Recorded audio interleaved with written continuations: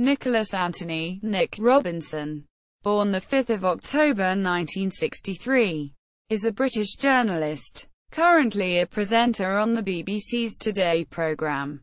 Prior to this he spent 10 years as political editor for the BBC, and he has had many other roles with the broadcaster.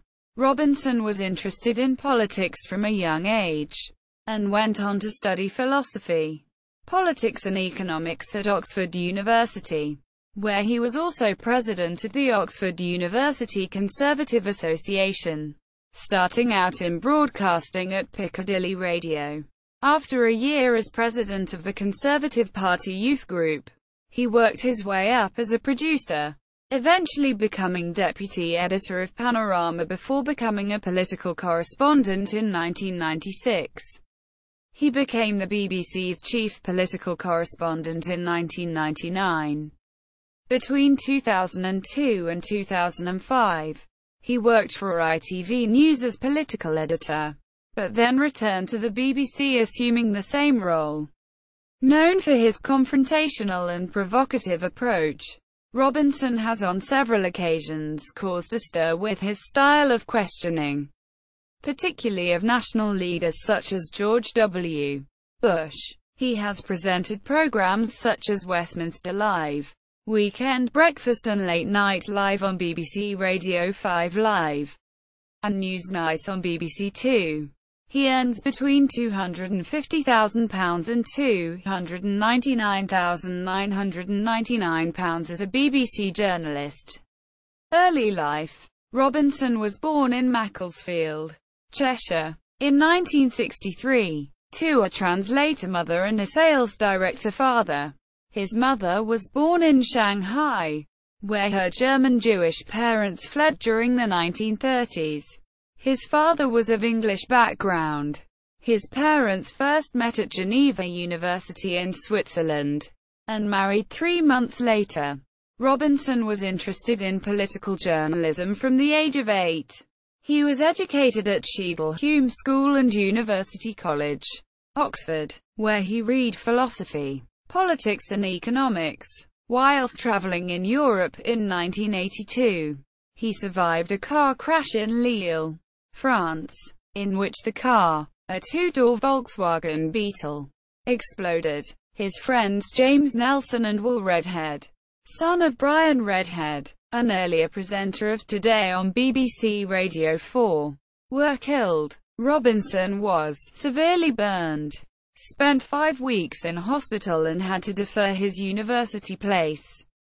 Brian Redhead became Robinson's mentor, and later encouraged his career in political journalism, giving him a copy of Tony Benn's Arguments for Socialism for his birthday. However, Robinson's early political affiliations were to the right. Political activism. Robinson was a founder member of Macclesfield Young Conservatives, YC, and rose through the ranks, becoming Cheshire YC chairman, 1982–84. and became a key activist in the moderate-controlled North West Area Organisation. Philip Headley, as National YC chairman, co-opted Robinson onto the YC National Advisory Committee in 1983 and appointed him National Campaign Director of Youth for Multilateral Disarmament.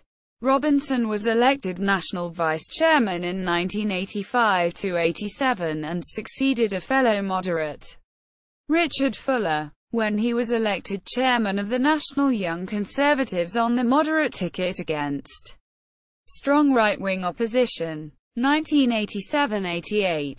At university he was president of the Oxford University Conservative Association in 1985. Career. Early career, 1986–1996. Robinson's first position in broadcasting was at Piccadilly Radio in Manchester, which he took up while recovering from his injuries. He joined the BBC in 1986 as a production trainee, and later worked extensively as a television and radio producer for a variety of shows including Newsround and Crime Watch. He then became an assistant producer for On the Record, and in 1993 was promoted to deputy editor of Panorama, a position he held for 3 years.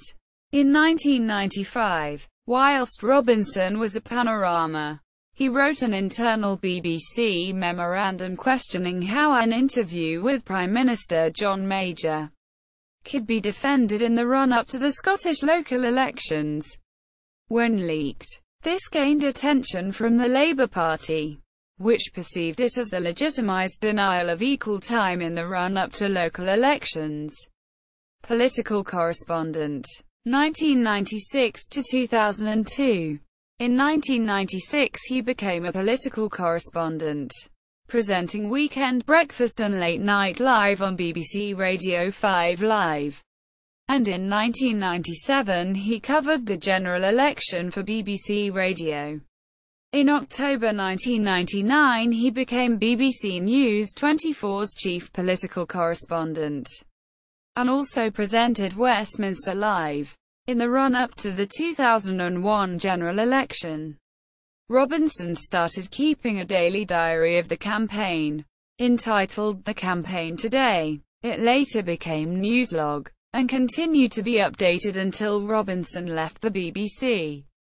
When he returned in 2005 he began a new blog with the same name. ITN Political Editor.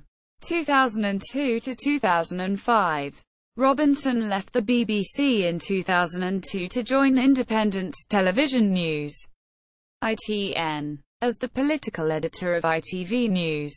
Tom Bradby, who later succeeded him in the role, described the appointment as bold, imaginative and instantly successful. Robinson stayed with ITN for 3 years, and caused a major stir early in the 2005 general election campaign.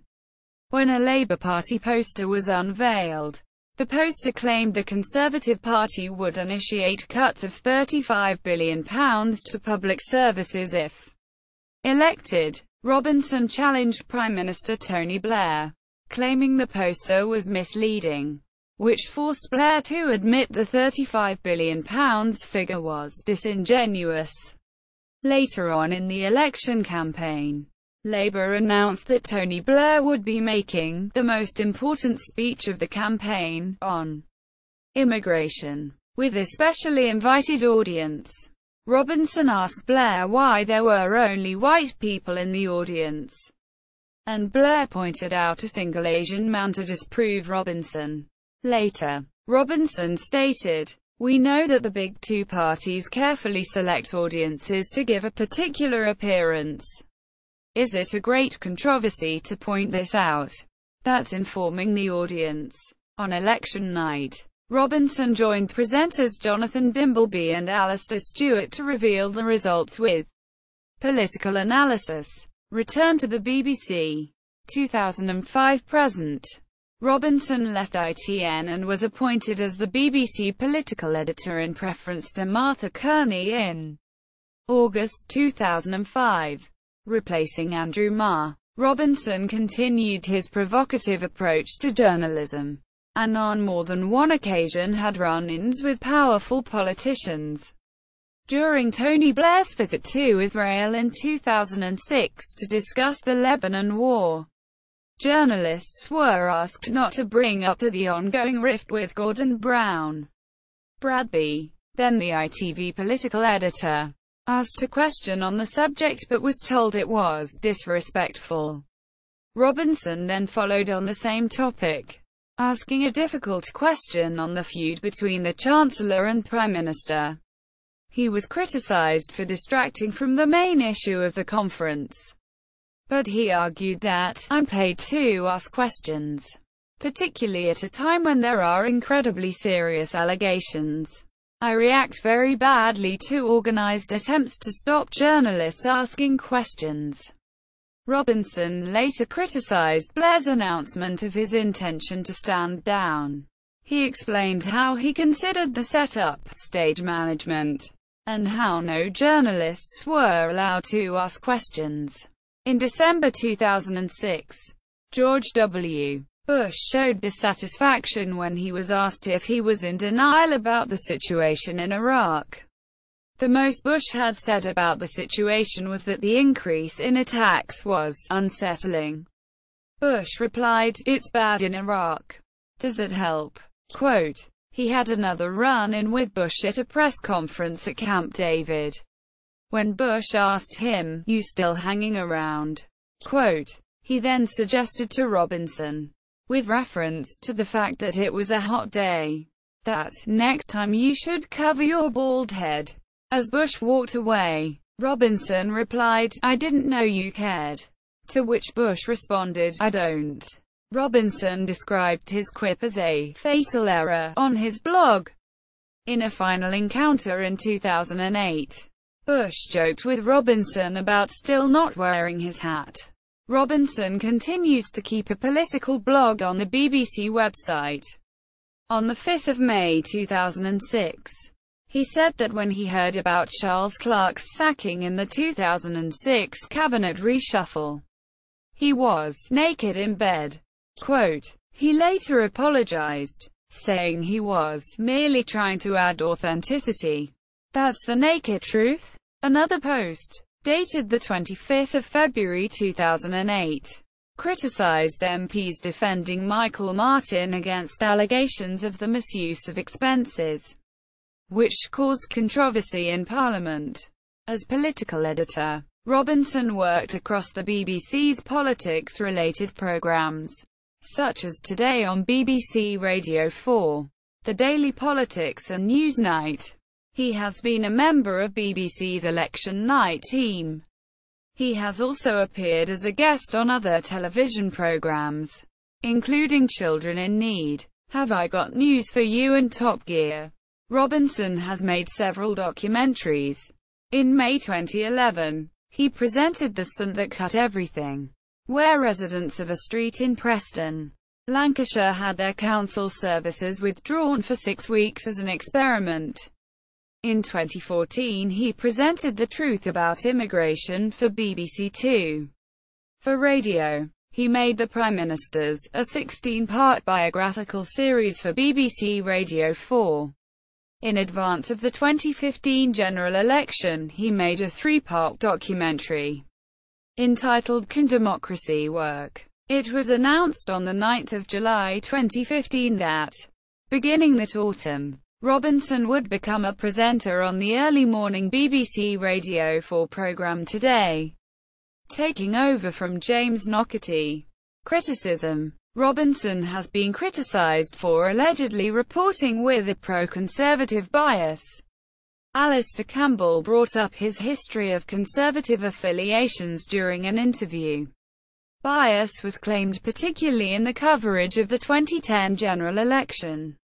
A Facebook group entitled "Nick Robinson Should Not Be the BBC's Political Editor" was set up in August 2010. In a 2005 interview with David Rowan, the UK editor of Wired News, Robinson insisted that his involvement with the Conservatives ceased 20 years ago. On the 20th of October 2010, following a live BBC News at 6 report outside Parliament covering the 2010 spending review, Robinson silently took the anti-war, anti-cuts placard that had been waved directly behind him throughout, broke it in two and stamped on it. Afterwards, another protester, who had climbed the steps of the gantry where the BBC were broadcasting to film the protest on a mobile phone, said, "You should be ashamed of yourself, mate. Shame on you." Robinson replied, "I'm not remotely ashamed of myself. Why should I be ashamed of myself?" Quote, he wrote in his blog afterwards, "I lost my temper and I regret that. However, as I explained afterwards to the protesters who disrupted my broadcast, there are many opportunities to debate whether the troops should be out of Afghanistan without the need to stick a sign on a long pole and wave it in front of a camera." Some days later, Robinson read out a jokingly ambiguous letter of apology on the comedy game show Have I Got News for You, broadcast on the 4th of November 2010.